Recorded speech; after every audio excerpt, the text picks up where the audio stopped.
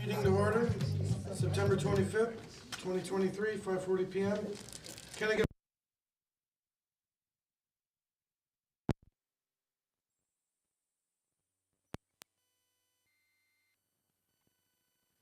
Stacy. Here. Mrs. Meeks here. Chris Arduino, recording secretary. Troy Yarborough, Superintendent. Jason Booth, Communications and Community Relations. Shelley Wagner, Human Resources. Michelle Herb, Curriculum and Instruction. Josh Duran, Business and Operations. All right, thank you. If we could get everybody to stand. Okay. Mr. Smith, could you lead us off tonight? I would be honored. I pledge allegiance to the flag of the United States of America and to the republic for which it stands, one nation, under God, indivisible, with liberty and justice for all. Thank you, sir. There are no comments from the community at this time. Turning it over to Josh. Mr. Ray. Thank you. So this is the public hearing before we ask the board to adopt the FY24 budget. And so at this public hearing, we take any questions and then I review any changes or proposed changes from the tentative budget to the final budget. Once the board approves the final budget, we will submit that to the ROE and ISB. I'm going to go through this document that's attached. It says final budget changes. And I'll just kind of hit on all of them.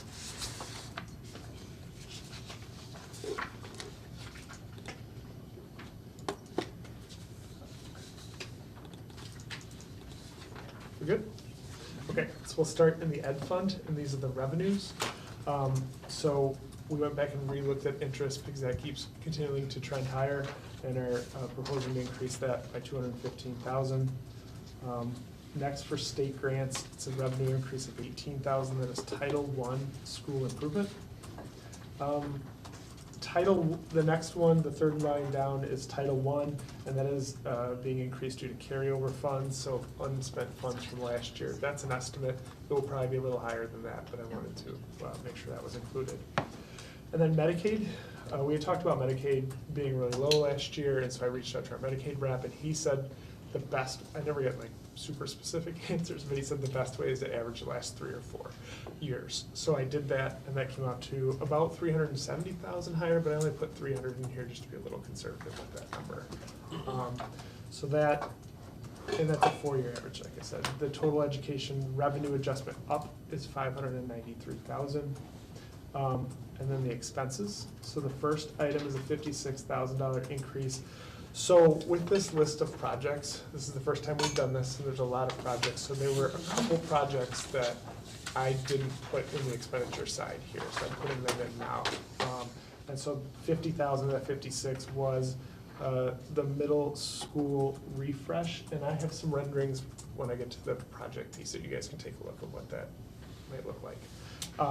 And then the other 6,000 was an ESSER adjustment. So you'll see some ESSER adjustment ones, and so they're making us rewrite ESSER, and so that has ESSER 3 that hasn't been fully submitted yet, so that means some amounts move objects, and that's somewhat typical. So the second line and the third line for travel and software licenses are ESSER adjustments. The fourth one down, supplies. The middle school desk for the $112,500, that was the second one that I missed for the projects. So putting that in, and then the ESSER adjustment. Since the tentative budget, in conversations with Gordon Flesch, we need 2 copiers to be replaced at the high school for a total cost of $12,000. And just a 2-second update of how we do copiers. We used to lease them for 5 years and then give them back. We no longer do that. We keep them until they need to be replaced. So we were giving back some copiers that still had some life on them. So these copiers, I think, are 8 years old, and they're due to be replaced. So these weren't replaced in the original span, is what you're saying? Yeah, so Okay. we stopped doing the 5-year thing a while ago, because we don't lease them, we just buy them, and then we're gonna meet every 6 months with Gordon Flesch and we'll identify machines that need to be replaced, and these ones popped up as having sure. more repairs and stuff like that. And then the biggest probably expenditure increase in this budget, and you'll kind of see this amount bounce in the transfer from O&M to capital projects, is I got updated boiler numbers. So we had proposed, and I still have a couple conversations, but right now it looks like Loves Park and Olson Park, I had 500,000 in there, it is 900,000 approximately, and Olson is 533, and that is because there's a big cooling tower there that we have to repair or replace. And Olson is the one that went out, and we had to get all the parts for. So this will begin a series of chiller replacements as we go, as they're all aging. So that came from the engineer. So I did update that. And then I did also get an update from Arc Design about the girls softball field, and that's gonna be closer to 210 rather than 175. So I reflected that in those amounts there. So when you take those revenues and expenditures for the ed fund, it nets out to a positive $4,000 adjustment. Any questions? You can ask at any point. So then for operations and maintenance, the first one is $20,000 more for interest. For Title IV, there's $7,800 to add some security cameras. And then the $263,000 are those two projects amounts we just talked about being adjusted. Okay, For- just checking if the costs are, so, I'm sorry, on ours, there is no cost, it's been cut off. Are you serious? Yeah, It's on the, Yeah. you have to go all the way back. Oh, is it like way back at the last page? So it Yeah. doesn't go with anything that you. I'm sorry. It's a page orientation, so there it is. All right. For you. That would be helpful for you guys to see, so I Well, apologize. you're explaining them, you've named them off, thankfully, I was just, Yeah. Okay. was looking around the room, I'm like, this is, Numbers. yeah, someone else said numbers, I don't either. Okay, sorry. Okay, I'll figure out later. So the second one is $7,800 for some additional security cameras out of Title IV, and then that $263 is that transfer from the ed fund coming into O&M. For the expenditure side, there's $5,000 for an ESSER reallocation. The second line is $32,800. $15,000 of that is proposed for vape detectors at the middle school for the bathrooms. Vape We've had- detectors? Right? That sounds, I've never Those heard such a exist? thing, yeah. Yes, and they're wild. They can do vape, So it tells you, someone's vaping, vape with THC, if there's loud noises, if there, it does all kinds of Oh, stuff. man, let's get those yesterday. And they will report back to admins with an alert that something's going on. And we've had this request Do- from the building. do they make a noise in the bathroom or only an alert on an admin? Okay. We can have it do whatever, I think. Is it going to, is it cloud-based? There's two different ways to do it, but it can be, yeah, it can be a subscription. Hopefully they're It- strong. It can in tell you that. if there's loud noises like a fight, if there's certain words. Love It does that. all kinds of stuff. Love that. Thank you, John. Is it middle school or high school or everywhere? So, yeah, that's a good question. It came That's from the the middle question. school. The middle school seems to be having some issues with that. I thought, let's try that there before we put them in both, and there's there's not supposed to be false alarms. These look like pretty good units, but let's start where the biggest need is and then just kind of see how it goes, but it could definitely expand that. I know one day they had 4 and one day there a couple weeks ago. Especially with the at the transition. school. Huge. So that's 15 of that 32, and then the rest of the ESSER cameras, and there were some drinking fountains for ESSER in there also. The next 253 is the amount that we keep chasing. That's an O&M fund balance change of $0. For transportation, the only revenue bump is $20,000 in interest. Same thing for IMRF, $15,000 in interest. Capital projects is a $25,000 in interest with the $253,000 transfer in for those two project increases. And then under capital projects expenditure increases, the first one is the softball field, the second one is the boiler amount. And those are all the changes. Those were probably some of the least changes that we've had. And this is a budget, it's a snapshot in time. With how much money we have budgeted, things will change tomorrow on some of these things. But I feel like this is a pretty good. Or tonight, yes. So those are the changes. On your sheet here with the projects, you know, I was talking to Larry and I mentioned it last time, this is the first time that we've been this granular with the projects. And so what we talked about last time is letting, if there's a concern about a project, when it gets to the regular part, I know Rebecca had voiced a concern about looking at the Chesney. We can just have someone say, I'd like to pull this one out, and just vote separately on that, if that's okay for everyone. What else? Do you mind elaborating on what bumped up the softball field, Yes. the 20, or So 25? we had approved $3,500 for art design to go with the fans and some of the parents that were wanting to Sure. fundraise. Mm. And so they gave me a breakdown. They actually have 220 on there, but I think 210 for now. Gotcha. So that is, you gotta cut the grass out and reseed it, put the infield in, do all the fence work and stuff. And that's not the path leading up to it. That's everything that's involved in making the field Okay. functionable. So that was an actual number that I got from them. Okay. I tried to print off So all if my. we get some funding in there, that's gonna help with that. Yeah, absolutely. Just ask. So I gotta tap off power for the scoreboard. I have to try and run water and sprinkle it if possible, because it's kinda out there, so there's a couple other things, but And this is at the high school? yeah, it's going to be at that blank space off of Alpine there. So it will, we had thought it would be facing southwest. They have one field facing north and one field facing south, so that sun isn't a problem. Sorry, so when I say two fields, they had planned if in the future there were ever two fields, that's where one could go. This is only for one field facing south, just to be clear, that's not two fields. You're gonna be disappointed when you go, there's only one field. Other than that, nothing else changed in these projects. I guess, Rebecca, to your point, I mentioned this a little bit about the McChesney piece, I asked them to put together some information, and it will enhance the meal programs, make the food as fresh as possible, relieve a little pressure from the satelliting at the middle school, and have some other benefits, but that's the main piece of that, so. Well, it looks like it's gone up 10 grand already, right? I mean, wasn't it 100 before? 100 even? I don't, Is it between the food services at the middle school refresh, or are you looking specifically at the McChesney Park? Just the McChesney. no, so the middle school refresh was 100, and it still is, the other Oh, one I think yeah, is no, I meant the 110. McChesney cooking is what I was looking at, because it looks like I it's don't gone. think but maybe not. Shelley, would you mind handing or passing that doc out there? I'm just gonna pass, this is the middle This school one? renderings of sprucing up that kitchen area. It's all one packet. Yep, I just have two, I'm just starting one page, I didn't pass this around last time, so you guys can kind of see what that looks like, or potentially could look like.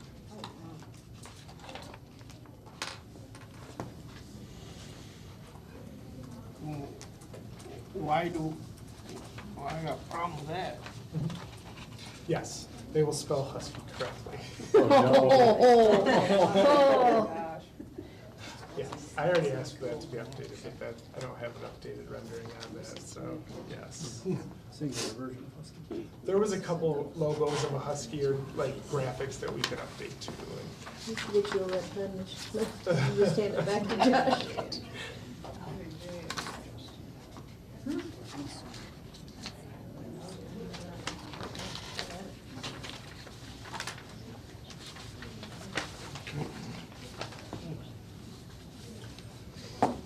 so other than everything I talked about, or including, I don't know if there's any other questions this time. Well, I still have a real issue with this McChesney cooking kitchen. I mean, I look at the other schools that have closets for kitchens, Yeah. and they really could use storage space and cleanup space and bigger refrigerators, and I mean, now that lunch is free for everybody, I can't imagine they've gotta have double fridges in every one of these little closets. Sure, yeah, and that's part of why this is really the only space that can accommodate a cooking Right. kitchen, and I know you had mentioned milk coolers last time, and those are provided from the milk company, so, excuse me, we don't typically buy those, but yeah, I mean, we did a bunch of cooking equipment at the middle school, we got a combi at the high school, like, we have been reinvesting quite a bit into that meal programming, can continue to do so, definitely. Well, it's not so much the milk coolers, because I know those are Prairie Farms items, but I'm thinking like the refrigerators. These people have just a single door refrigerator that is packed to the gills, and now that lunch is free, they gotta be looking for a ton more space to pack them all.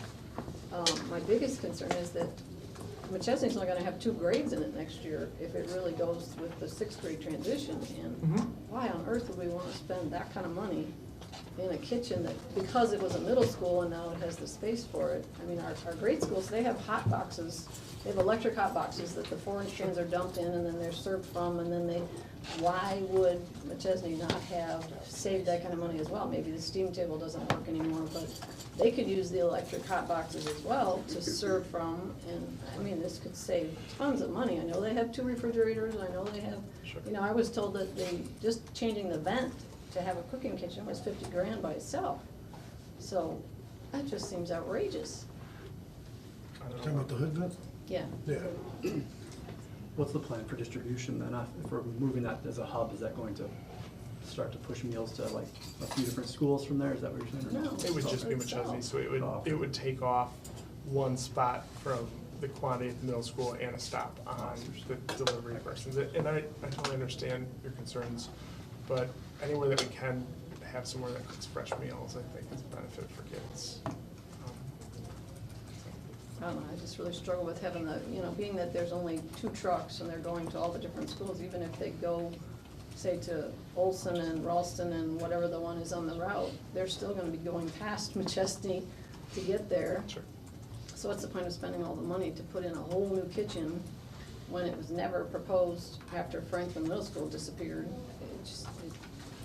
Wow, I mean, I look at it like I'm saying, okay, we looked at this trauma program that we nixed for less than $9,000, and now suddenly we're gonna go, okay, well, let's spend $100,000 and put in a kitchen when it would be so much more beneficial to take that 100, split it up between the 8 grade schools and go, hey, you can have another fridge, you can have more shelving, you can have more whatever you need, new hot box containers, new whatever can be done, and not just spend it all in one building.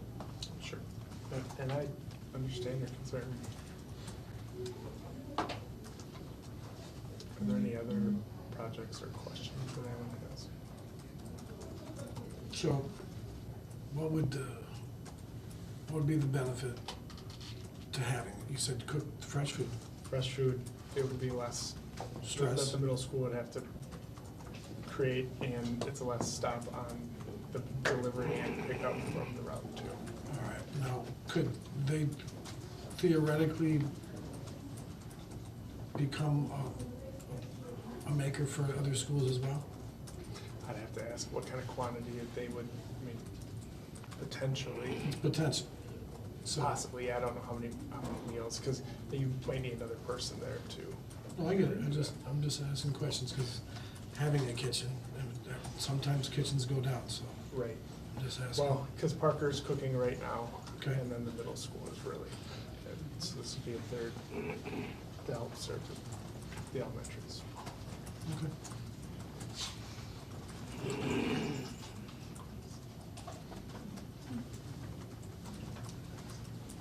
Any questions? That was mine. Anybody else?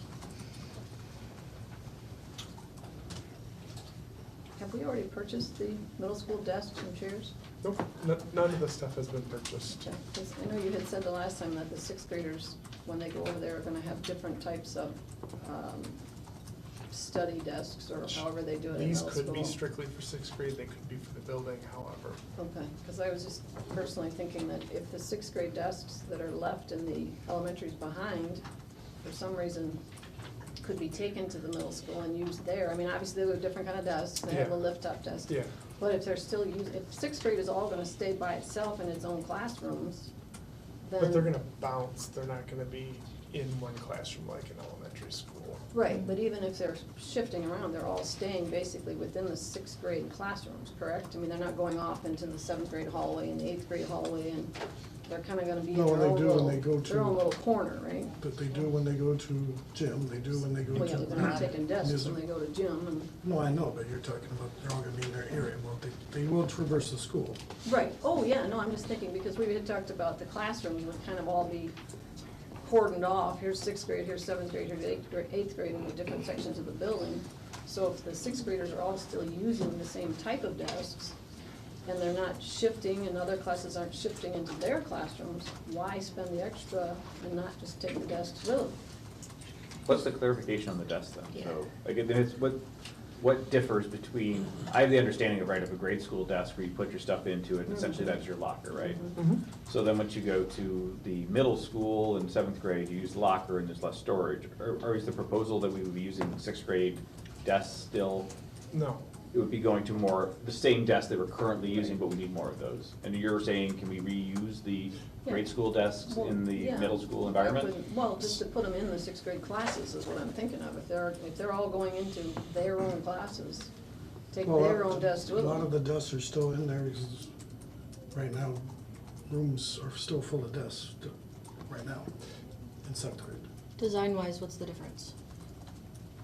We can make, typically they'd probably be pretty comparable too. So some of the thought process here was not only sprucing up that area too, because we haven't bought desks and chairs to the middle school in a long time also. You know, the elementaries in terms of desk are in really good shape. We've done some chairs. Secondary, not nearly as much. Do they have the flip top though, or are they just like a Where, middle school? they're What kind of just desk flat. do they have? They're just flat. Is that flat. because we don't want the in-class storage? Yeah, they don't Okay. do Yeah, that. so it might play into safety, maybe, of like having the storage into, I don't know, I'm just trying to find reasoning. Trying to think of like ways to save money. Of course, I mean, I'm looking at 112,000. I mean, that could be used to attach the pods to the building. I mean, it could be used to say, hey, let's build some little transportation between the buildings and a little more safety for those, and instead of buying desks. Yeah. I think part of it's, right, is the difference of the refresh as well, right? Like, if this is aging, we're on a replacement cycle, we have that replacement cycle, I think that needs to factor into some of it. I mean, reviewing it to see if we can leverage those desks is fine, but yeah, I think, I agree there could be potential safety concerns if you have that desk that's gonna have different students in it each hour of the day, and having the ability of storing or forgetting about or whatever it is into these. So, I'm I not think- opposed, but I think it's kind of mixed, right? Right, Between the right. release cycle and trying to save some money, but what's the added risk for that change? I think it opens up an unnecessary layer for administration, and it'd just be much easier if it was a flat surface, and then they had to just deal with lockers as far as student, possessions. Sure, So, sure. Just looking at it, Right. being devil's advocate, sorry. Oh, don't worry about it. All right. Can we move this forward to the next meeting? All right. Can I get a motion and a second to adjourn? Motion. Mr. Thompson? Aye. Mrs. Carlson? Aye. Mr. Smith?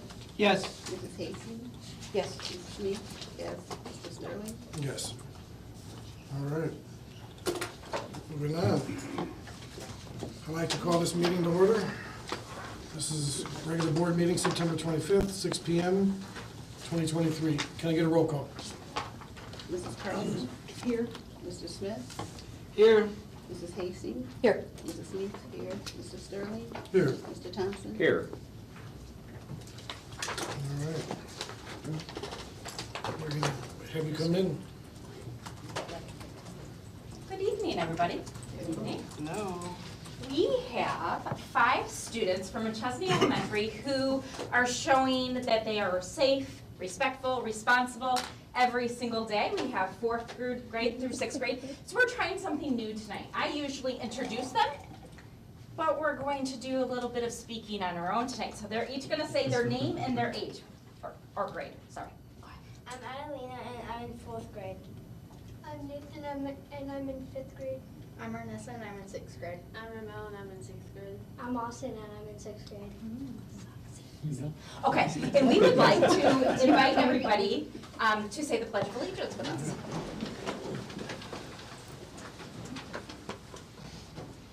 I pledge allegiance to the flag of the United States of America and to the republic for which it stands, one nation, under God, indivisible, with liberty and justice for all. Thank you very much for having us this evening. Before we do that, Great job. so if I could have my board, why don't we come around, I'll try to pass it. We'll have you sit around that way. And then I'm you can slightly pull- taller than Sal. I think you're tall. Oh, sorry. Ready? I'm just writing that right now. We got it here. 1, 2, 3. Okay. Good. All right. Everybody? Great job. Good job, guys. They went into it too fast for me. We need to choose it, and then we want to do the other people. Not like myself, Terrell. Thank you, guys. Thank you.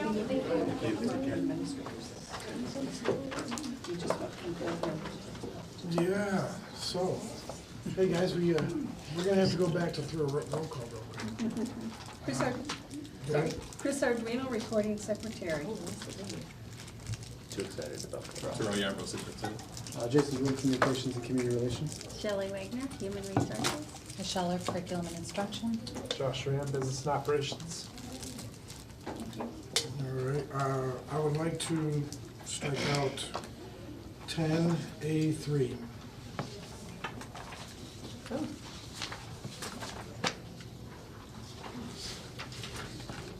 And with that correction or fix, can I get a motion with changes for approval of the agenda?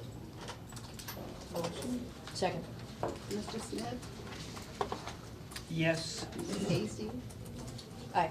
Mrs. Meach? Aye. Mr. Sterling? Aye. Mr. Thompson? Aye. Mrs. Carlson? All right, turn it over to Dr. Yarbrough. All right, thank you. Mrs. Edwards, thank you for bringing the kids in. They did a fabulous job.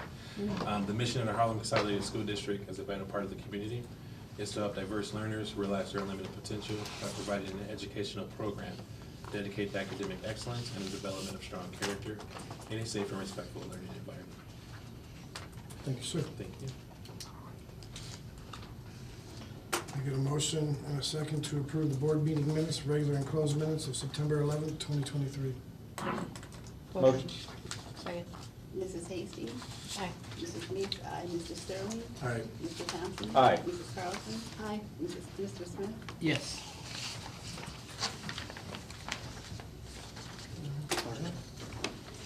Well, I'm not sure how we pulled this off this evening, but we were able to bring in some of the busiest kids on the most busy week of the school year to recognize them, to almost also promo some of the stuff that's happening up at the high school. So, you guys, please stay up here with me. I'm going to have them introduce themselves, but we have some representatives from Student Council along with Ms. Elena Mock, who's our advisor? Advisor of Student Council. Some of you witnessed and experienced some of the events that happened this weekend, and obviously homecoming week's a big time around here and across the district, and so we're super excited to have these kids talk a little bit about some of the things that are coming up. I know that they've got some handouts here as well to bring into the fold with all of the activities that are happening. So I'm going to turn it over to you maybe, and you can talk a little bit about some of the stuff that they've been doing, all the hard work. I know that I've been at meetings and things at the high school, and I see these kids working all the time on different projects, whatever it is. So we're super excited that they're able to carve out 15 minutes to come join us. So. Yeah, thank you. Yeah, Yeah. So thank you for letting us come and talk to you guys. This is like one of our most exciting time of the year. Like this is our state. We call it like we compare it to state for like sports and stuff. So we've been preparing for the big homecoming week. I have 3 of the leadership. We have actually 7 on leadership. Right? You look like that way. Like some of those came in, sorry, or more. So I just actually would like for you to hear from them, just like how meaningful Student Council is for them and what it does, not only personally, but for our community. But yeah, thank you for people that came out last night. We had the best time. It was our first annual tailgate, like kickoff homecoming party. I think we had like, well, close to like thousands of people. Like I kid you not, like there was like just people just coming into our parking lot, and it was just a lot of fun. And to see elementary school age kids and adults just having a good time and coming together as like what we've always talked about, like uniting each other, you know, like one Harlem, and that was just really cool. So a lot of people planned that, Dr. Boyce, Mary, it just, there's a lot, and then of course these kids. But I just want you guys to hear firsthand from them, like just how powerful and meaningful it is to be on Student Council. Yes. So I'm Neely. I'm in 11th grade. I'm Milan. I'm also in 11th grade. I'm Eva, and I'm in 12th grade. I've been on student council all 4 years, and I think it's honestly been like one of the most exciting experiences, just because it really does, like, I feel like bring us all together. We all get to, like, especially during homecoming week, we all come together and we all work on, we have our hallways that we're all working on, and we have the spirit week, and I think it's just the whole, like, the football game, the whole week is super exciting, and like even like with the spirit points, how it's like it's so competitive, but at the same time like we're all one. So I really enjoy that part of it. Yeah. For me personally, I have also been in like student council since like freshman year. What can I say? We work a lot, to be honest, but it's definitely worth it. Like after you see like the hallways, like students like see the hallways and they're like, oh my god, that was so good. You know, like that one's my favorite, and like it's yours, so like it feels good, like that you put all that work into it and they like it. Yeah, that's pretty much it. Yeah, it's pretty cool. Today in class, like at the beginning of the day, we got to see people walk through our halls and see all our hard work. And it just brings the school together. It gives us something to talk about because everybody sees them, so everybody's like, oh, I like this hallway, no, but I like this hallway. And it's just like a little bit of, you know, fun dance-tree. And then yesterday was very successful. Our homecoming kickoff, it was great. I think it was the first time we did that, and I think it was definitely very important for all of us, like our families too, to come in. Because last year we were there doing it as well, and my parents were like, what are you doing at school for 12 hours? Like legit. And so, yeah, they got to come in and see all our hard work, which is very cool. They got some nice food, so that was nice too. And then, yeah, and it brought all the teams together too, because there was the football team and like the clubs were there too. And like the clubs, like there's like the MSU and there's like the Unite, which are like cultural clubs, I would say. And that definitely brought like a lot of like Hispanic families out, like, you know, families that you don't normally see, like out to like the events. You know, that definitely brought them to school. Like I saw my parents there and they never go. Yeah. that was a new thing, you know. Like my family came. It was very fun. I loved it. Yeah. Well, you should have seen their faces when I told them that they were going to introduce themselves. They like looked at me like this, and so you three have done a great job of going beyond just introducing yourselves and talking about what this means to you. Can you now talk a little bit about what's coming up this week? Yeah. Or review? Well, yeah, we have flyers for you guys. We'll leave them for you, but our next big event is our pep assembly on Thursday night. We're actually trying something new this year. We're incorporating the mini Olympics that normally is like at the end into our pep assembly, so it just kind of livens it up a little bit. You can watch students kind of be silly. They're like minute to win it type games, so we'll be doing that. We'll be introducing our athletes. The homecoming queen and king will be announced. Nobody knows what that is right now. We have our Amican volleyball game tomorrow night. It's kind of a laid back, just a fun, like anybody can join, come play volleyball. It's like this oversized volleyball thing, but I think elementary schools have it. That's kind of a fun thing. And then Wednesday night, our girls flag football team, which is new this year, they will be playing at home, so it's like kind of a cool like homecoming. They're playing Jefferson, so at 6 o'clock. And then of course Friday is our big Buddy Bowl game. That is fun. Our students with special needs partner up with high school students and they play at halftime. And it's a really amazing experience to watch. The advisories right now, all of our advisory classes are making posters for the kids so that they have a fan base. That's during the sophomore halftime game. And then of course varsity. And then I think we'll be dancing on Saturday night. Yeah. So, that's only open to high school students, sorry. But you guys are welcome to come if you want. So yeah, and I'll leave these here for you, for anybody that would like to stop in on Thursday, for sure, for the pep assembly. That starts at, I don't know, we're there all day, so 6:30 though is the official start time. Well, on behalf of the Harlan Board of Education, our leadership team, I want to say thank you, obviously, for all the hard work that you put in, for the environment and the culture that you create at our schools. But most importantly, in my opinion, the bringing everybody together. Like we're pretty lucky to have one middle school and one high school, and we have that community wraps around, and we have Roadrunners and all these different elementary schools that feed into that. And so to build anything we can do to build a community like that and bring our families together, I think is awesome. So thank you for doing that. So kudos to all of you.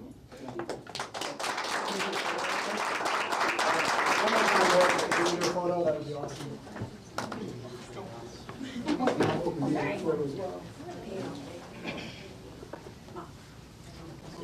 Yeah,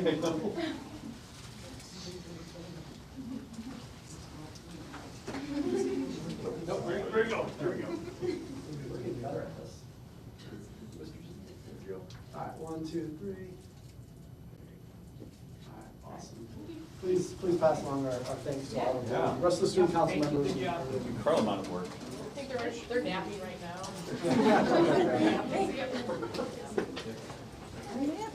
Thank you very much. Mark? Wait, Jason, before you go, I'm curious what elementary schools they came from. Oh, hey, so we had a quick question. If you went to one of our elementary schools, could you tell us what school you went to? I went to Windsor. Windsor? I went to Rock Cut. Rockett? Rock Cut and McChesney. And McChesney. Nice. Thank you. Thank you. All right. So we have one more recognition this evening, and I will not make her come stand next to me unless she really wants to. But tonight I get the honor of recognizing Miss Evelyn Meeks for her Board Leader Recognition Program. Nice. Yep. So for those of you that are not aware, the Illinois Association of School Boards recognizes school board members for individual time and effort devoted to learning and leadership activities provided by the Association for Service to the Public Education Community.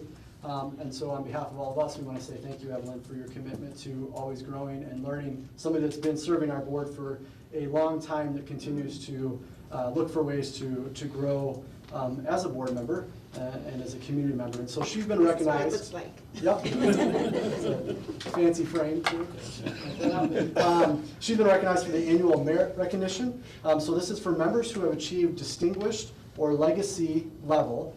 Distinguished requires 400 points, achievable by continued attendance at ISB events and learning activities, or the legacy board leader, which requires distinguished board leader status for 25 or more years of service. So I believe you're the distinguished member currently, but she gets that for then earning an additional 40 points each year beyond the distinguished requirement. And so as you all are aware, board members, that you earn points anywhere from 1 to 5 points all the way up to 30 points if you attend the joint annual conference. So obviously she's put in a lot of hard work, and so again, everyone, thank you for your commitment to the Harlan community and commitment to growing and learning as an individual. So thank you. If you want to do a photo, we can. Your turn. You want to do it? Coming, right? Yeah, absolutely. Absolutely. We got to do a photo. I just don't want to put you I don't have to bring this joy. What's that? Yeah, you gotta hold that up. I can hold Please. it. Otherwise, this is just a board photo. That's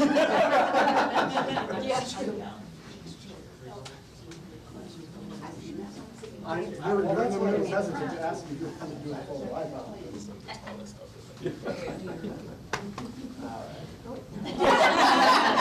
Nice try. Nice try. Here we go. 1, 2, 3. Awesome. Thank you to the board for supporting you guys. Oh, you're awesome. Thank you guys for supporting me.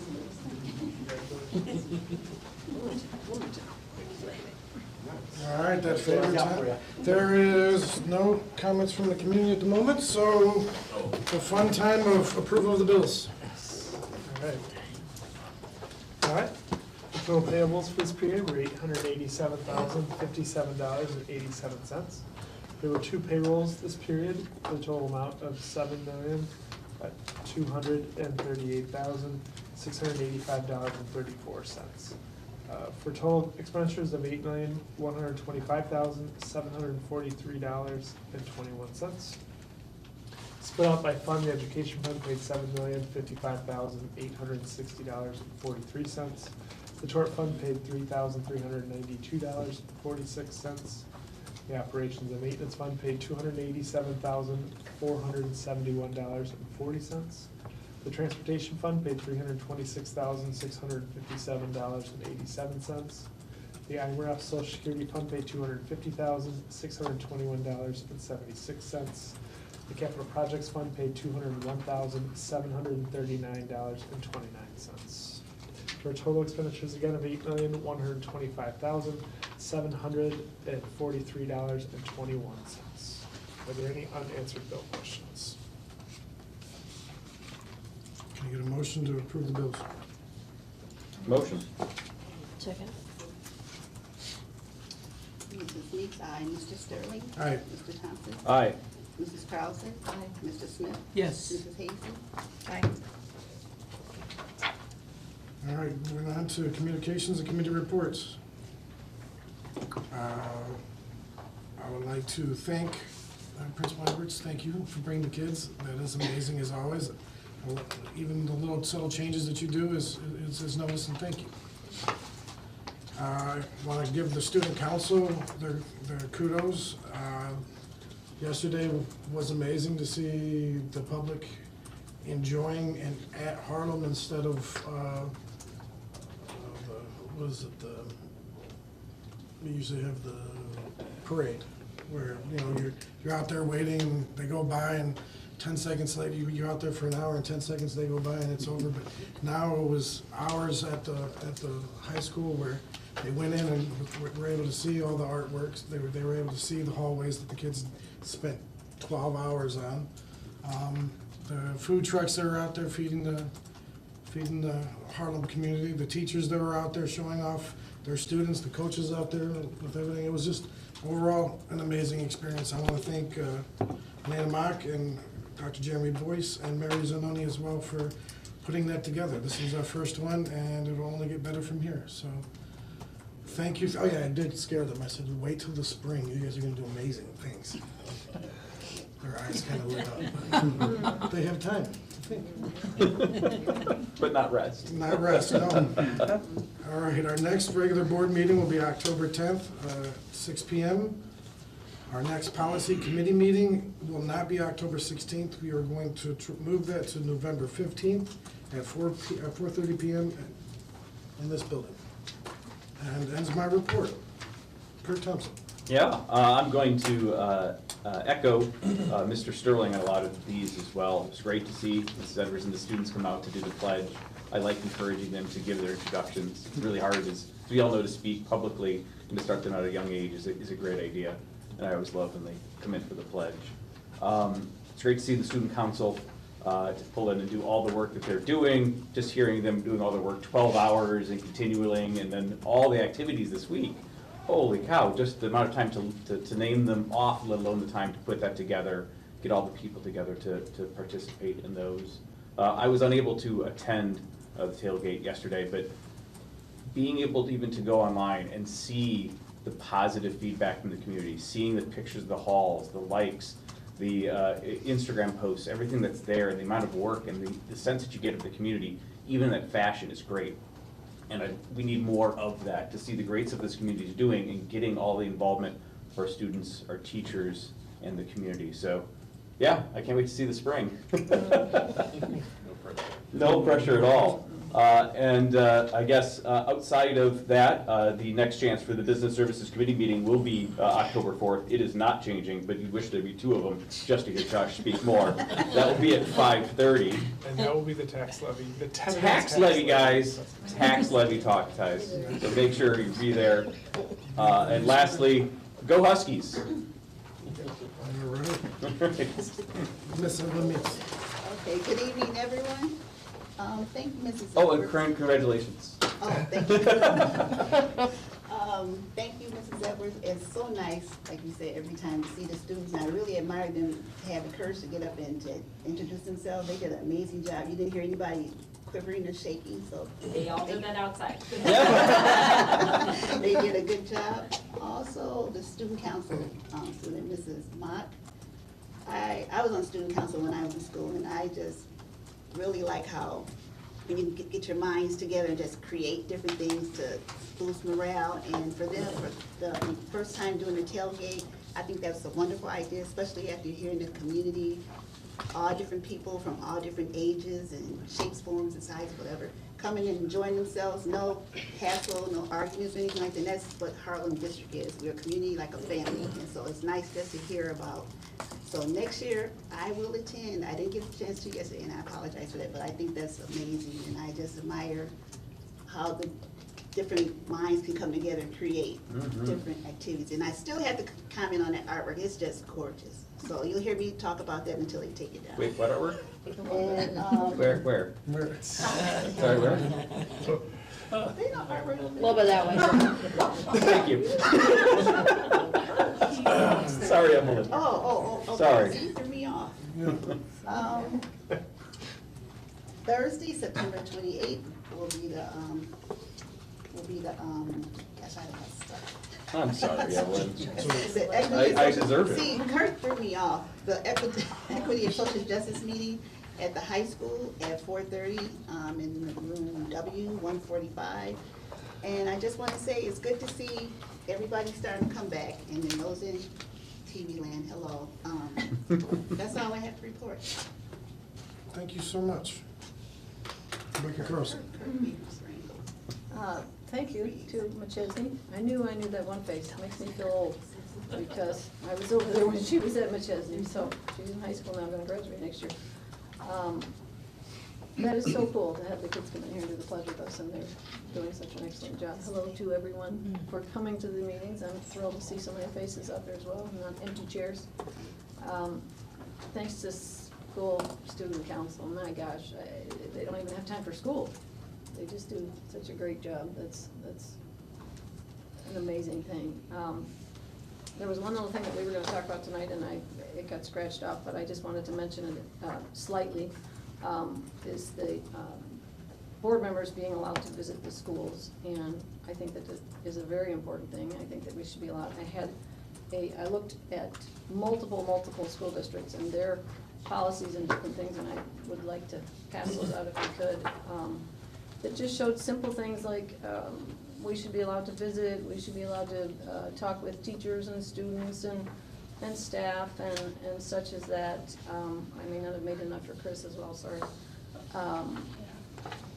But it's very interesting that the very first one to me, which is one of the ones that I had thought was important, was that board members, if they're gonna be in the schools, should also have a background check.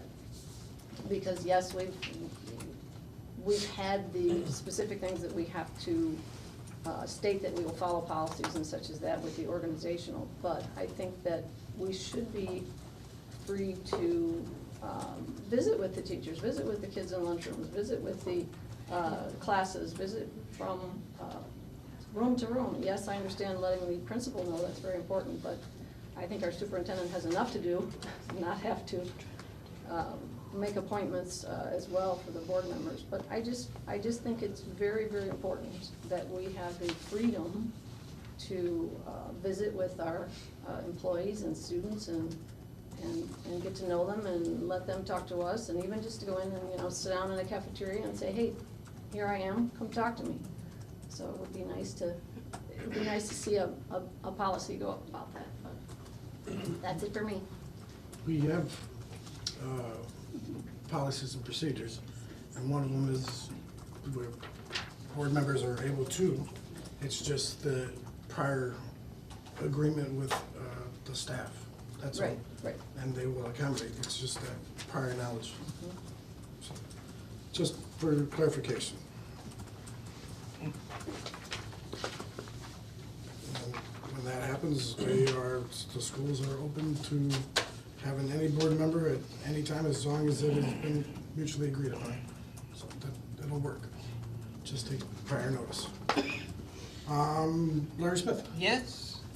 I'd like to echo, it was terrific having the student council here from the high school. It was neat the way Ms. Mock said that this is their state, that this is where they're putting all their chips in and having a good time. I really appreciate that whole feeling of inclusion that everyone has mentioned that these types of activities bring.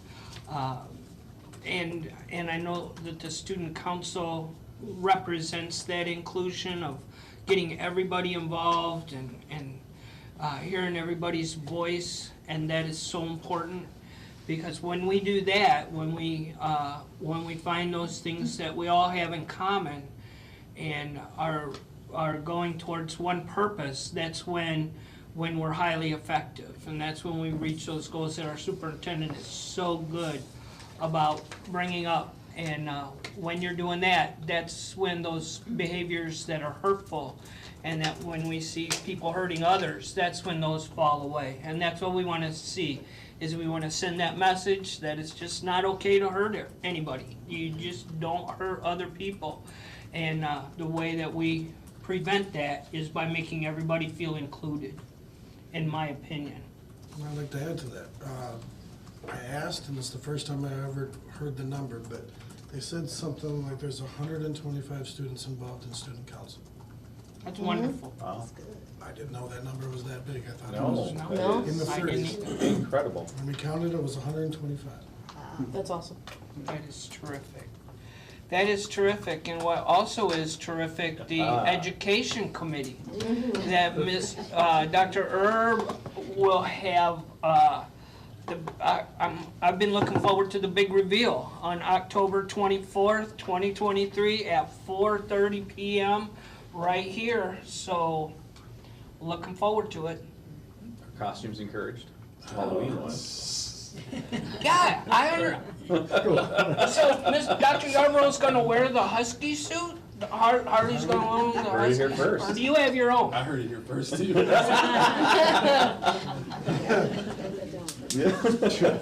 Thank you.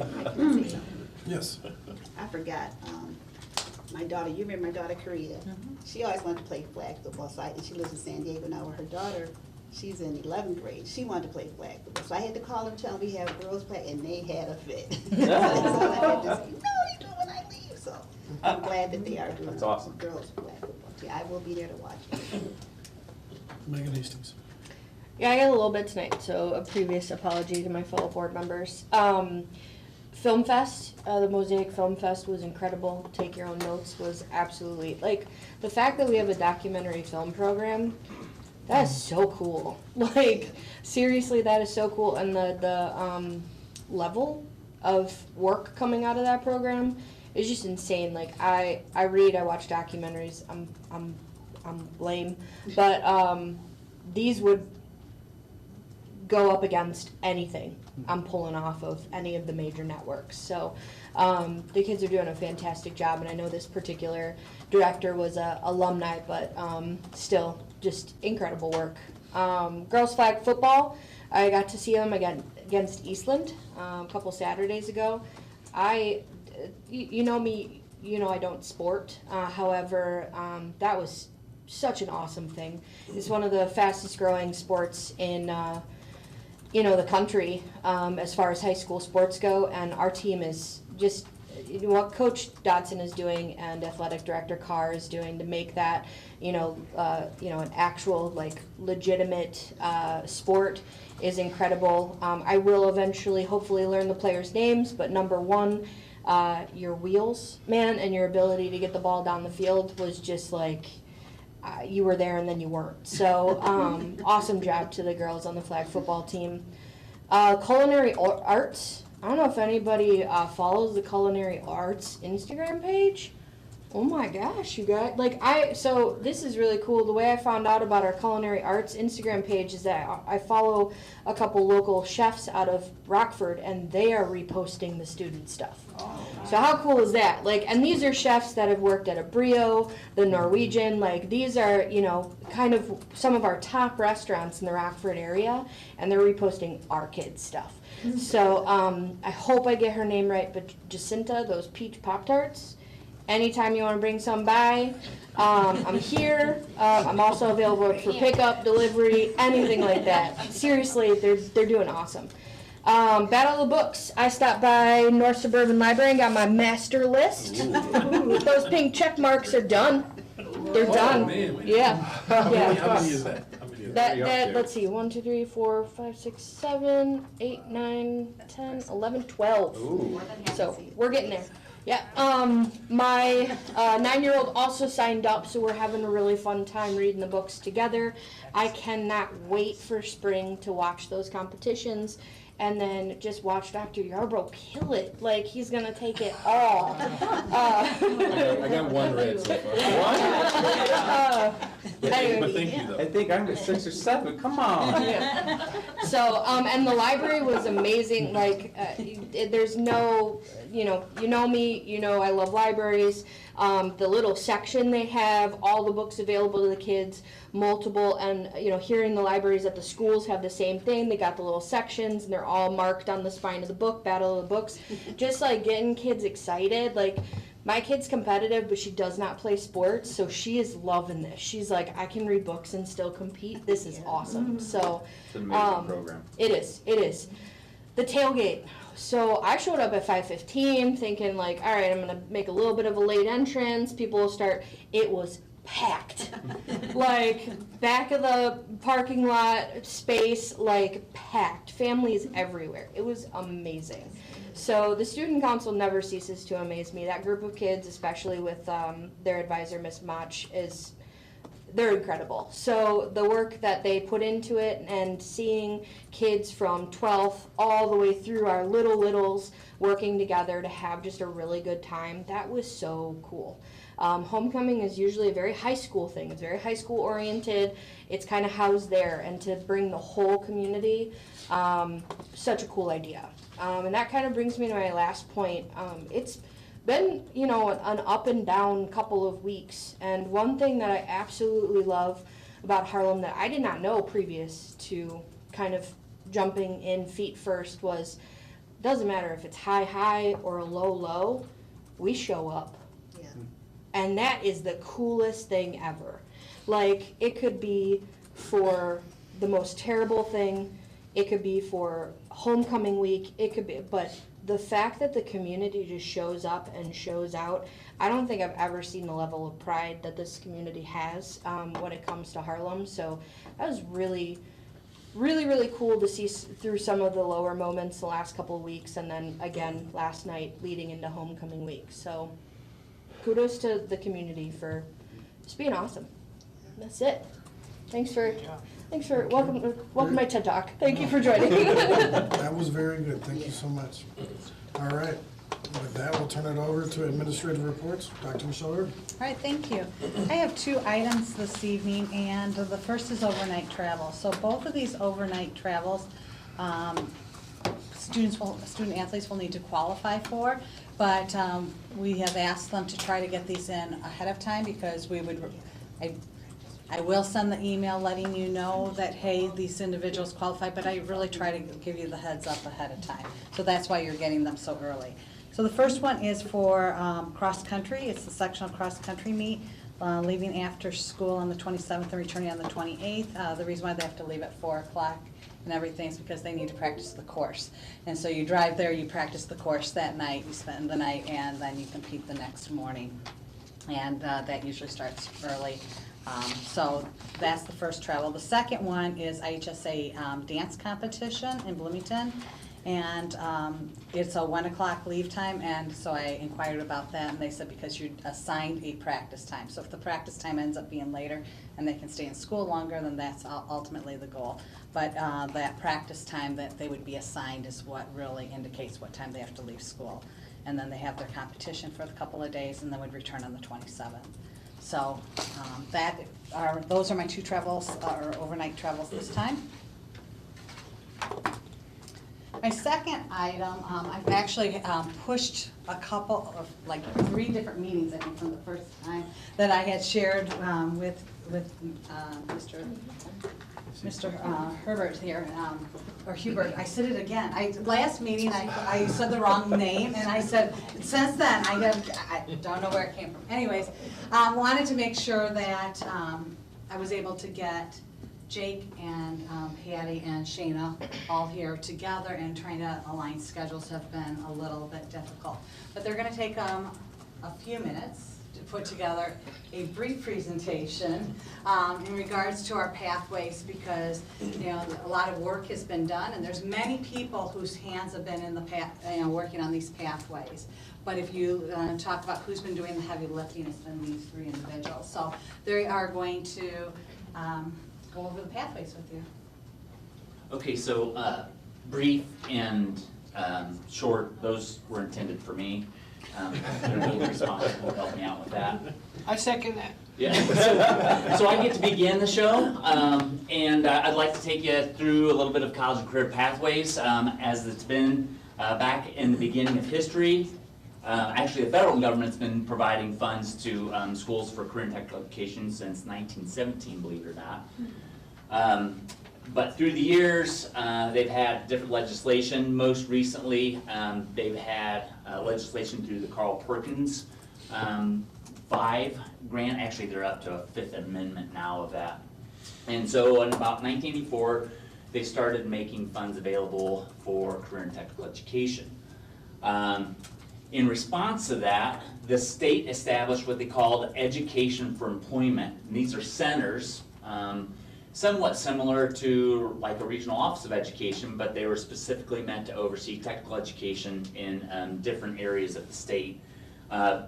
More specifically, in our area, we have, they call our EFE, the Career Education Association of North Central Illinois, otherwise known as CANSI, and that was established in 1987.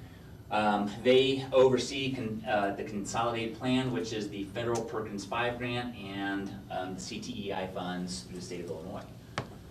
So these have been around for quite some time.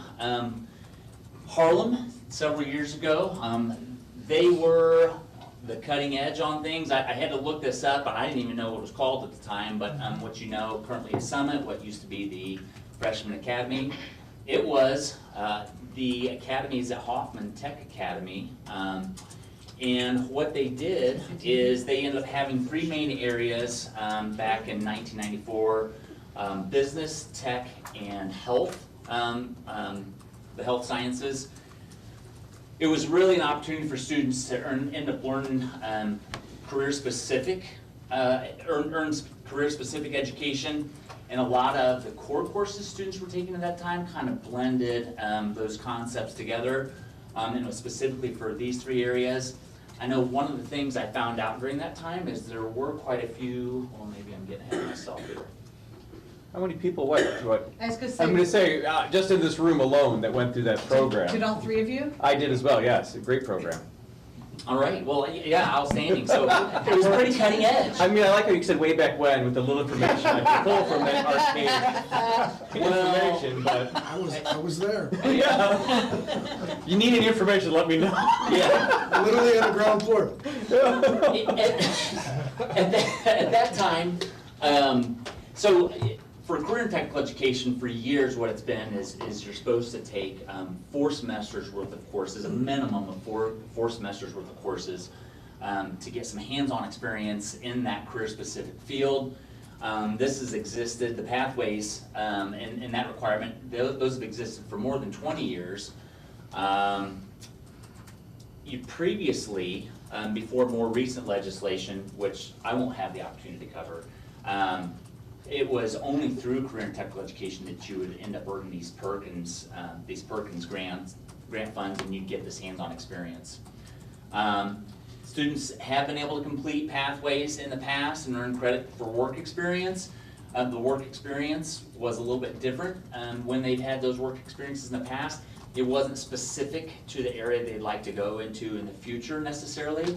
In a lot of cases, it could be just a matter of going out and getting work experience, and you could earn credit towards kind of honing your work skills, your great habits as far as showing up on time, believe it or not, good communication, things that we see as common sense. Those are just opportunities for students to develop those.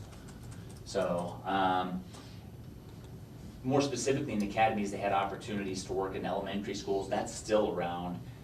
Working at daycares and preschools, and it used to be when we had the construction that they were building homes. So at this point, I'm going to turn it over to Patty. Oh, you just tell me next then. Okay. Hello, everybody. So in the career and technical education in Illinois, there are 7 state-recognized endorsement areas: agricultural, food and natural resources, arts and communication, finance and business services, human and public services, health science and technology, information technology, manufacturing, engineering, technology, and trades. Some of these have abbreviations. You'll hear us say MET for manufacturing, engineering, and trades. This is the area that we're adding on to next year for our construction and our construction and manufacturing. So on the federal level, so this is Illinois, we have 7. On the federal level, there are actually 16 recognized career clusters. Those 16 all fit within the Illinois 7 endorsement areas. So under human and public services, it may be working as a CNA or any of those types of areas. So the Career and Technical Education Department, sorry. These are the endorsement areas, so under fine arts, we have arts and communication. Under family and consumer sciences, we have public and human services. Under business, computer and careers, we have finance and business services and information technology. Under industrial tech, engineering and trades, we have manufacturing, engineering, technology and trades. And then under health sciences, we have health science and technology. Harlem, what we're doing is providing the framework for students in these departments. It helps motivate them to plan and see potential careers in their future. Harlem Pathways, arts and communication, visual arts, mass communications are classes that we offer. We offer information technology, under finance and business, business management, business professionals, and finance. MET is engineering, welding, transportation, and coming soon, construction and manufacturing, hopefully the end of next year in the fall. Health sciences, we offer health sciences, athletic training, and a nursing assistant, certified nursing assistant. Under human and public services, education and childcare, mental health and wellness, hospitality, food and beverage, and cosmetology is actually off campus, but we do offer it. Agriculture, food and natural resources would be environmental science. Harlem endorsements can be earned by completing a pathway. This will give them the essential skills needed to enter the workforce.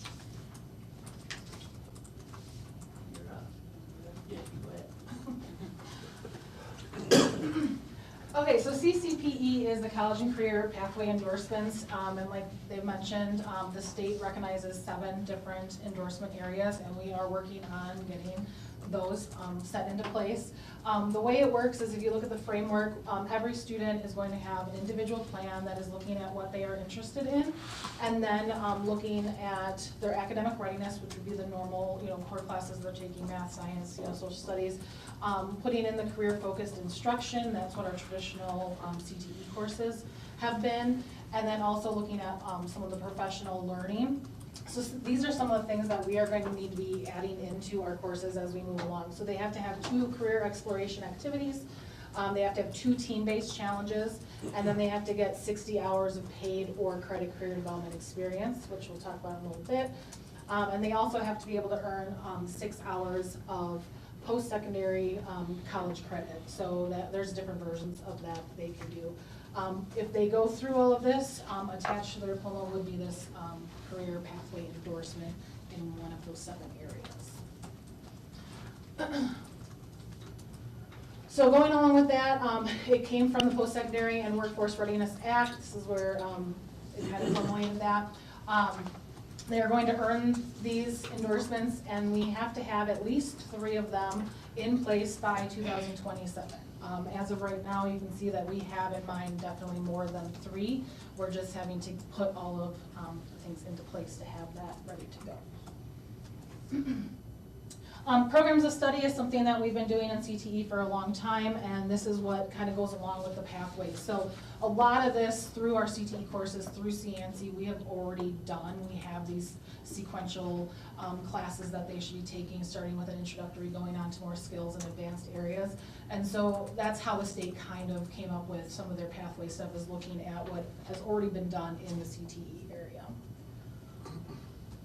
Currently, work-based learning, and did we introduce ourselves? I'm Shana Williams, by the way. I am the work-based learning coordinator, with that. And so this year, I'm new in the position. I have right now in the fall semester, I have 9 students currently enrolled in this brand new workplace experience class. So of the 9 students, I have 4 that are in the arts and communication pathway. I have 2 in the MET, so manufacturing, engineering, trades. I have 1 in finance and business. I think you have 2 left. And then I have 2 in environmental science. Okay, so they are currently getting placed into jobs, and they will be going out and hopefully getting their 60 hours in the semester. They meet with me on Tuesdays during 7th hour. All of them have a shortened release schedule.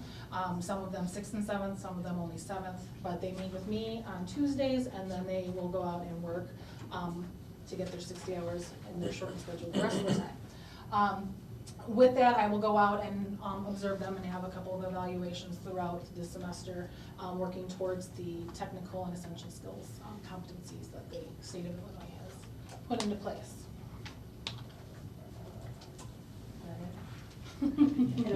So I know there's a couple links at the end, and I'll end up sharing this with board members, but we'll entertain questions now. Absolutely. So, 9, that leads me to a couple questions. So, students, how are they informed? How is it found?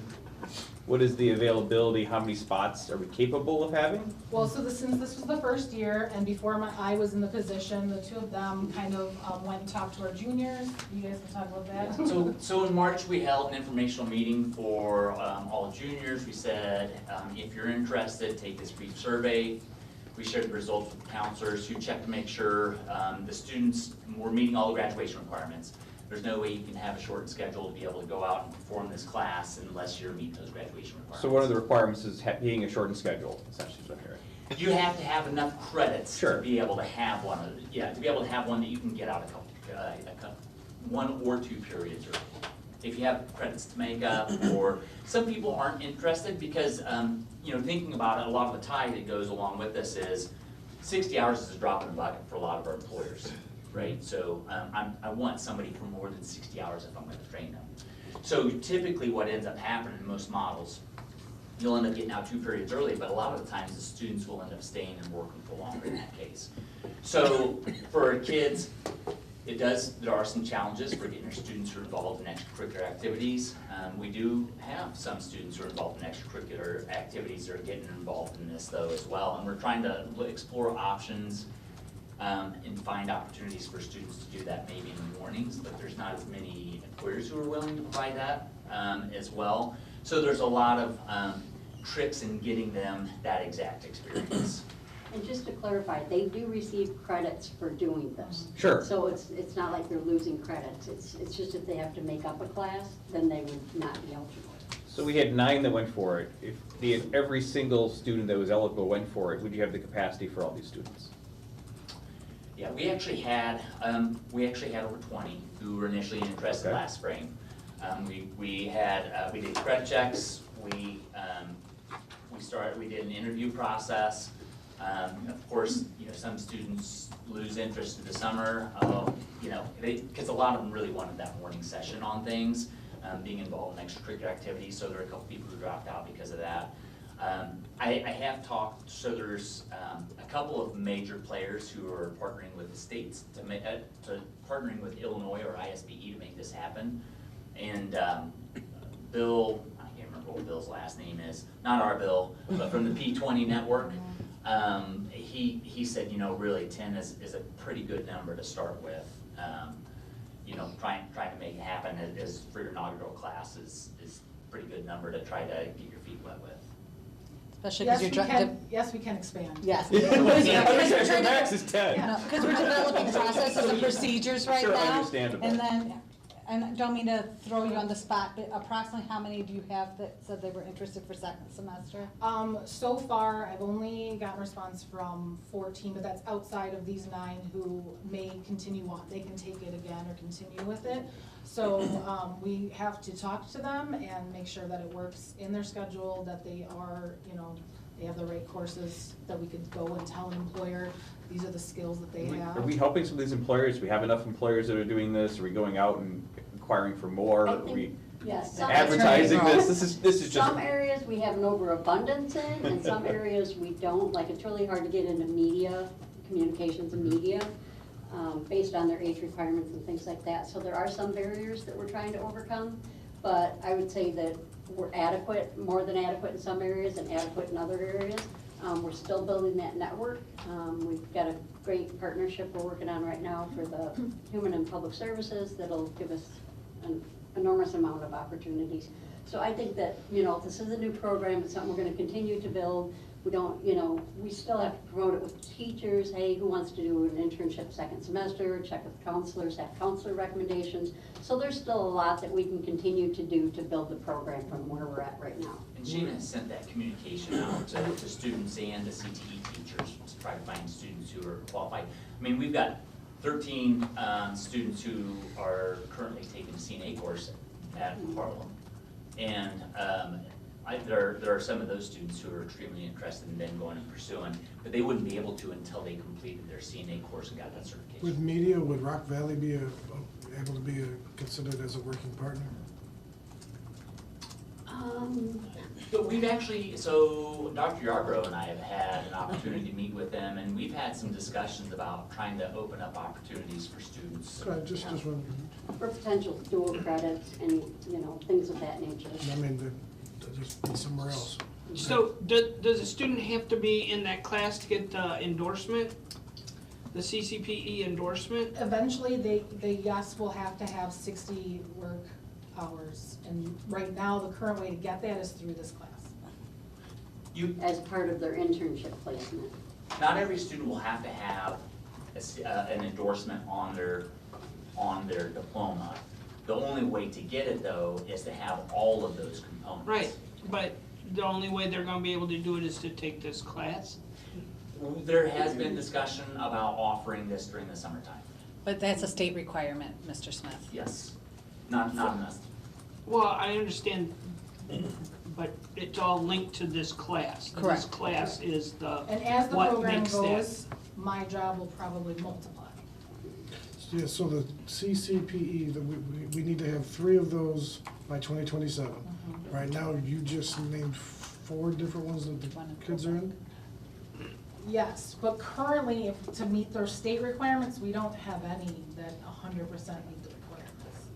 Because we have to go back, the one where it talks about. So the big thing that a lot of them are missing, those, oh wait, I've gone too far. This right here. Yeah.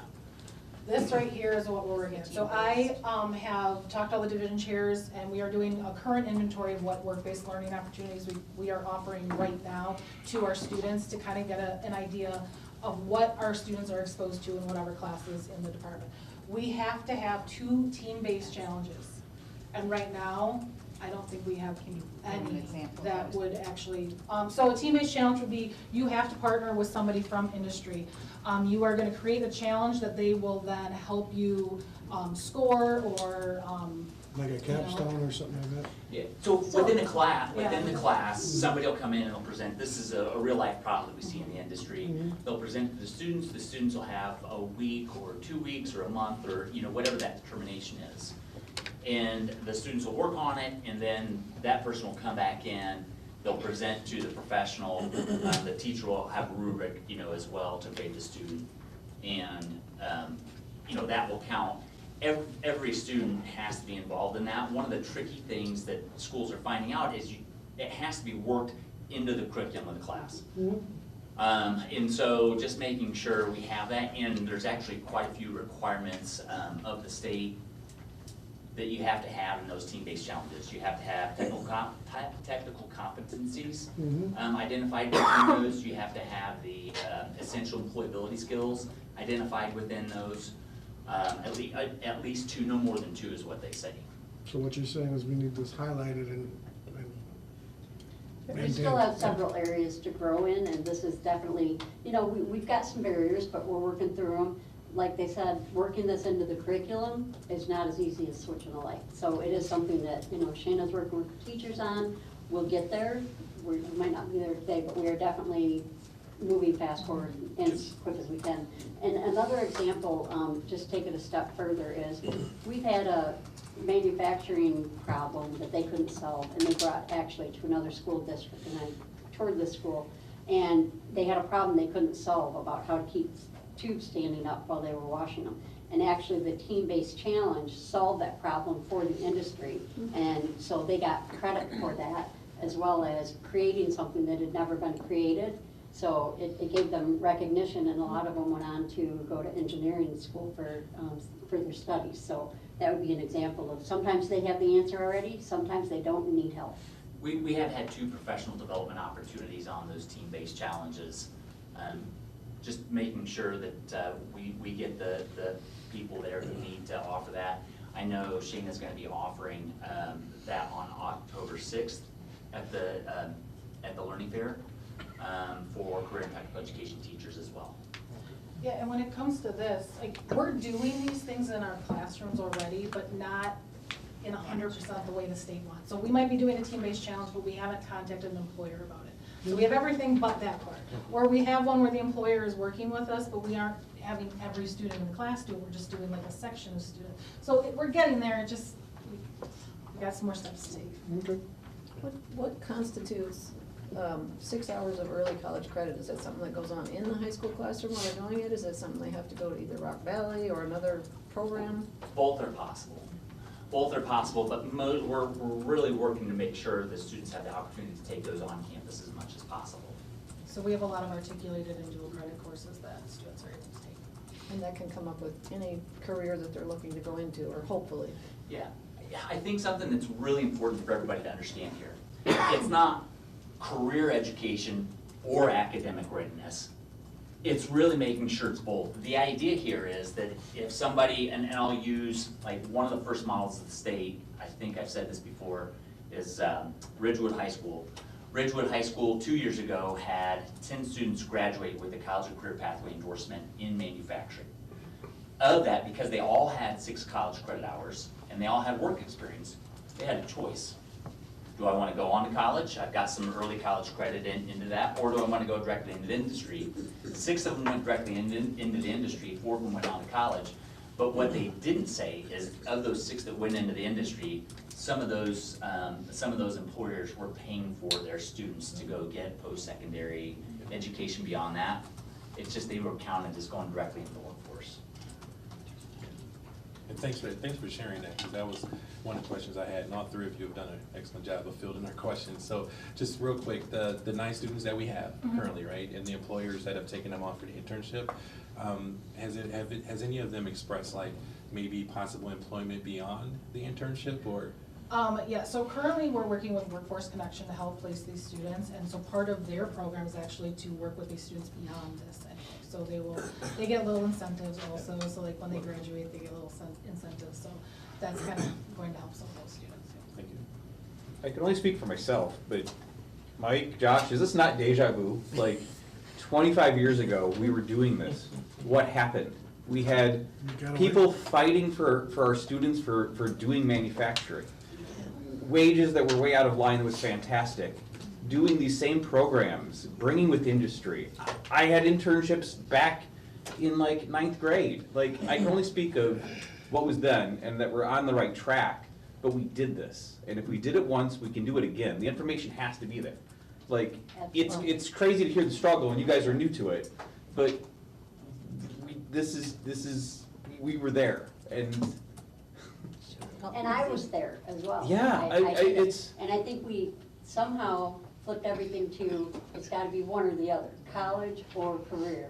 And it just kind of got lost with everybody feeling like they had to go to college, or they, settled for whatever was available. And I think that we're doing this right by combining them and doing college and career readiness.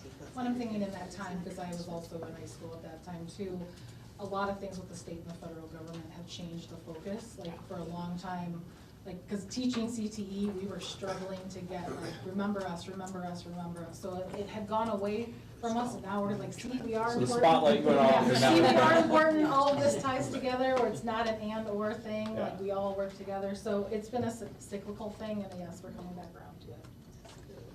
surely people are still looking for people to work, so that should help out everything there. Baby boomers have to retire soon, so there'll definitely be a need. Thank you. Thanks, you guys, Thank you. appreciate it. Thank you. That ends my report. Thank you.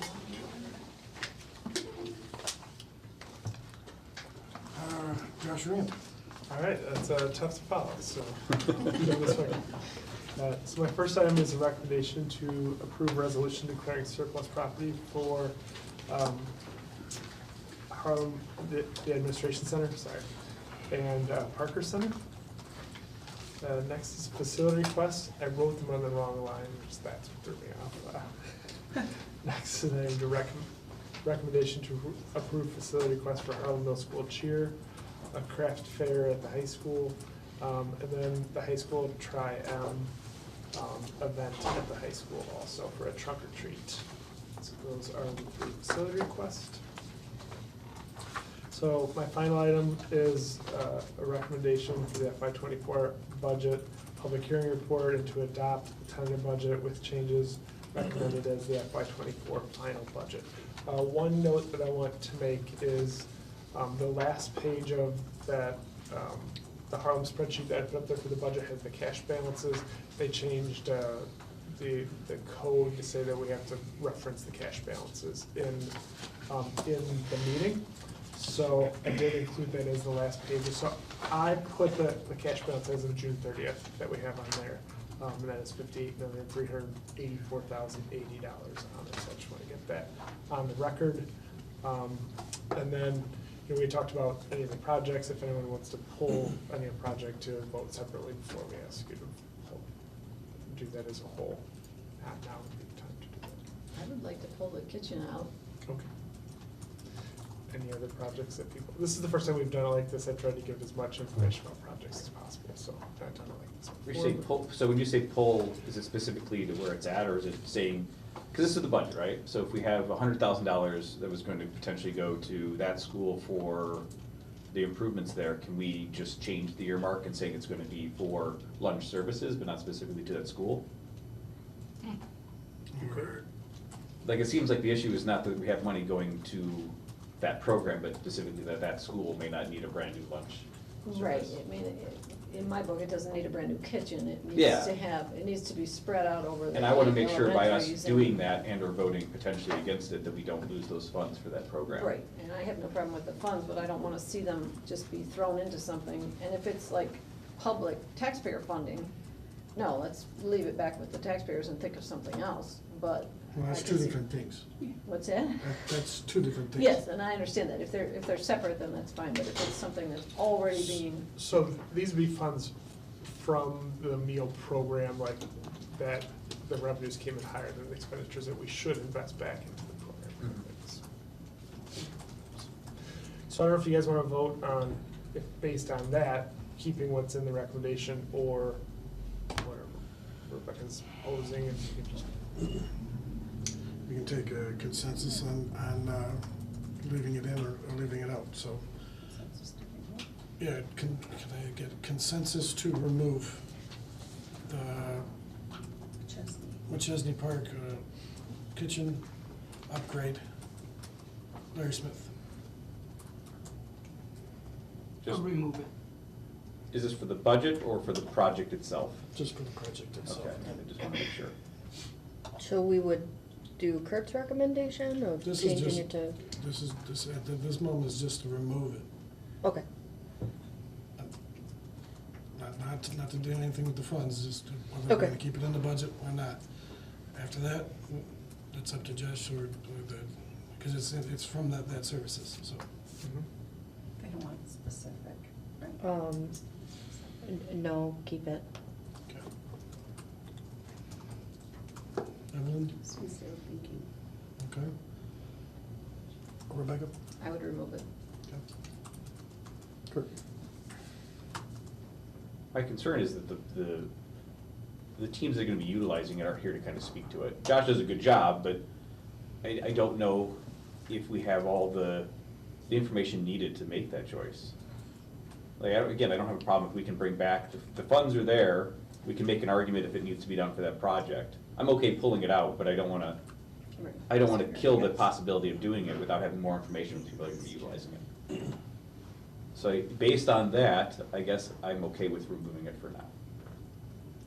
Taking out of the budget or out of McChesney, just so I'm clear.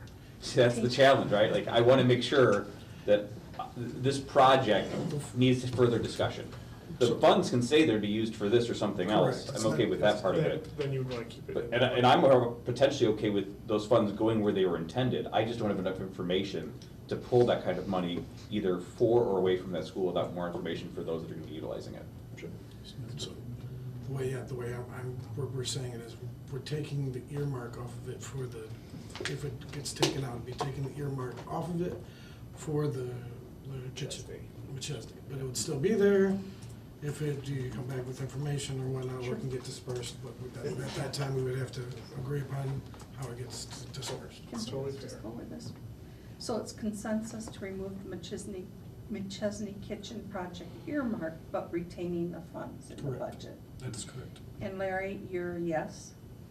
To remove, yes. To remove and But keep the funds in the budget. But keep the funds in the budget. Yes. Okay.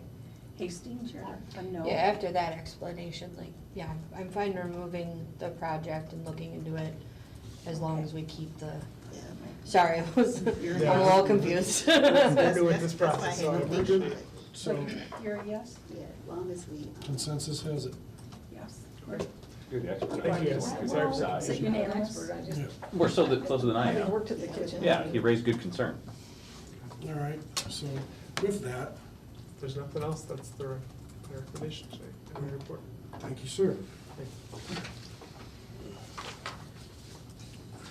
Dr. Shelley Wagner. Good evening. Hello. Tonight, I have the recommendation to approve the personnel agenda and addendum. Alrighty, so let's start first off with 6 resignations, not 7. Please strike Jennifer Wagner.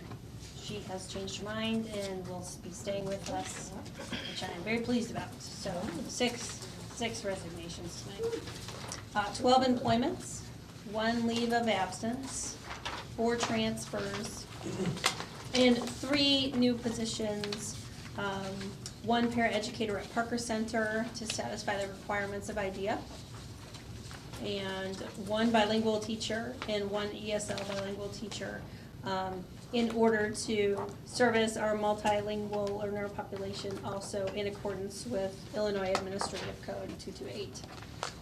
We also have 1 bilingual paraeducator at Parker Center, also in accordance with Illinois Administrative Code 228 to service our multilingual learners and newcomers at Parker Center. And that's it for me tonight. So, didn't we have one, that I had read there was gonna be a new position in the HR, or is that coming up later? It's later. Okay, I wasn't sure about that, okay. Yeah. I'm on the wrong page, sorry. Close. It's okay. Yeah. Thank you. Back to our Yarborough. All right, our FOIA department has been rocking and rolling. I got 4 of them to read, but before I read them, I do want to say that all of them have been answered and completed. You know, before I get to it, that I have to read them all, but they all have been answered. So the first one is dated September 7th of this year, submitted by Catherine Casey of Science of Reading, Illinois, requesting information on universal and core curricula for all grade levels K through 3, and the district response documents sent on September 11th. The next one is Janine Amos on September 11th, requesting information on district employees in the position of school librarian, licensure, and endorsement, and we responded dated on September 14th. Then the next one, it was submitted on September 11th by Vincent Espy of Perry State Wire, requesting information on English learner enrollment by grade level in the past 5 years and the number of bilingual teachers. And our responsive documentation was dated on September 20th. And then the final one was submitted on September 19th by Hannah Nathanson of the Washington Post, requesting further information of the outcome of the library challenges submitted in 2021-2022, and our response in total dated on September 20th, 2023. Any questions on the FOIAs? Are we not allowed to see the FOIAs, or is that just for you? It's just, well, it's just for us, the FOIA department, and then the one that's requesting the FOIAs. Okay. Yeah, yeah. No problem. And then before I end this piece, I just want to highlight to Megan what you had said, that our community really shows up for each other. And if you know me, I love the positivity, and I love those events, and I love the braggables. But when we have our low of lows, and our community shows up the way that our community always shows up, that's what gets my heart. So we have an awesome community, and I just wanted to highlight that again, because we had a low of lows. Yep. Right? And you know, remember They showed up in attending it, hordes. and it was raining, and people Yeah. still showing up, and so, yeah, we have a community that's really gonna support each other, so Yep. I really like that, so, thank you. Thank you.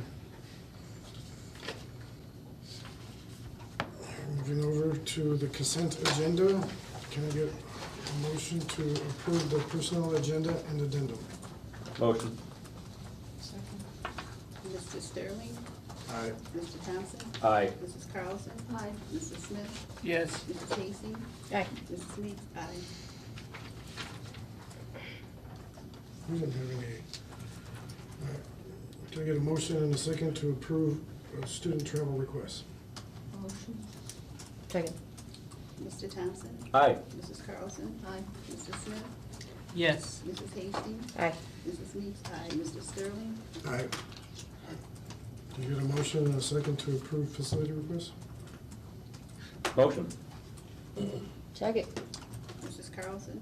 Aye. Mr. Smith? Yes. Mrs. Hastings? Aye. Mrs. Meeks? Aye. Mrs. Sterling? Aye. Mr. Thompson? Aye. Can I get a motion and a second to approve resolution declaring surplus property? Motion. Second. Mrs. Carlson? Aye. Mr. Smith? Yes. Mrs. Hastings? Aye. Mrs. Meeks? Aye. Mr. Sterling? Aye. Mr. Thompson? Aye. Can I get a motion and a second to approve the adoption of the FY '24 tentative budget with the changes as the FY '24 final budget with what was earlier agreed upon? Motion. Second. Mr. Smith? Yes. Mrs. Hastings? Aye. Mrs. Meeks? Aye. Mr. Sterling? Aye. Mr. Thompson? Yes. Mrs. Carlson? No. Any more announcements and discussion at the moment? The end. Motion. One second. I would just like to make a moment for Harlem alumni who recently passed. Graduated last year in the spring, Mason Burnaby. It was a tragic accident, and I would just like to take a moment and have a moment of silence, please.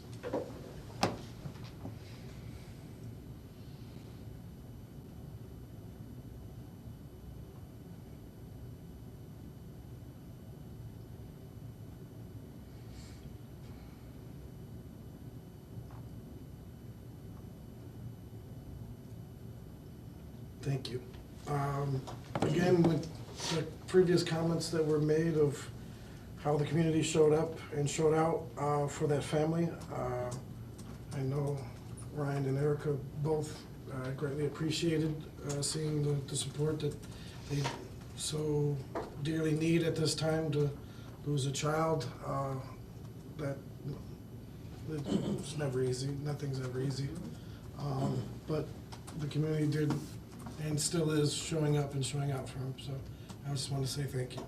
Mike and I, one thing real quick. So if you get a chance, you can go on YouTube. The Harlem News Network did a nice segment in their most recent news segments. So they're posted there under the Harlem News Network. But they did a nice segment for Mason and interviewed students. And so if you get a chance to check that out, please do.